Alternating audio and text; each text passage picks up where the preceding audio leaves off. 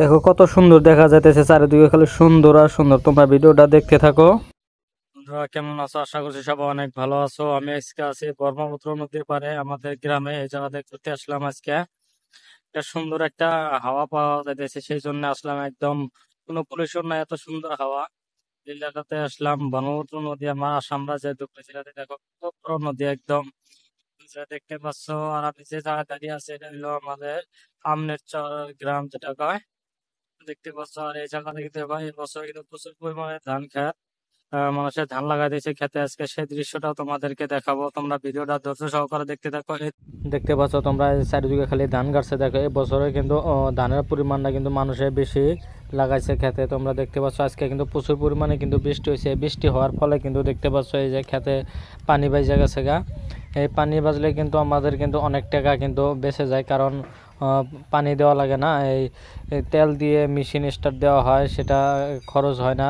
বাড়ির থেকে বাইর হলে কিন্তু এত সৌন্দর্য একটা পরিবেশ পাওয়া যায় আর এত সুন্দর একটা ভিউ পাওয়া যায়, কারণ বাড়ির থেকে বাইর হলে কিন্তু চারিদিকে খালি ধান খাত দেখা যাইতেছে। আর দেখো যে আমি যে জায়গায় দাঁড়িয়ে আছি এটা হলো আমাদের ধান খাত। এটা আমরা ধান লাগাচ্ছি। দেখো কিরকম হয়েছে তোমরা কমেন্ট করে জানাবা। আর দেখতে পাচ্ছ অনেক সুন্দর দেখা যাইতেছে।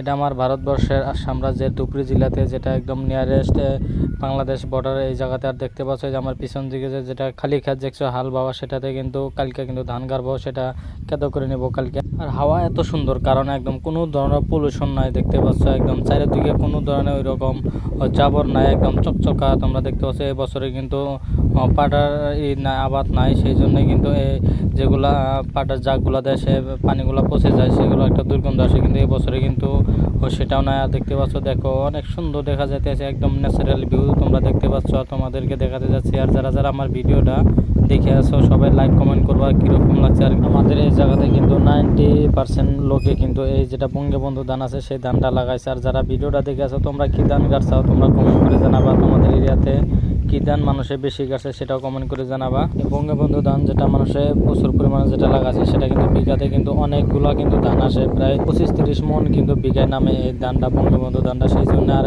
ভাতটা খায়ও কিন্তু অনেক স্বাদ পাওয়া যায়। আমাদের গ্রামের একমাত্র উপার্জনই হলো কৃষি করা।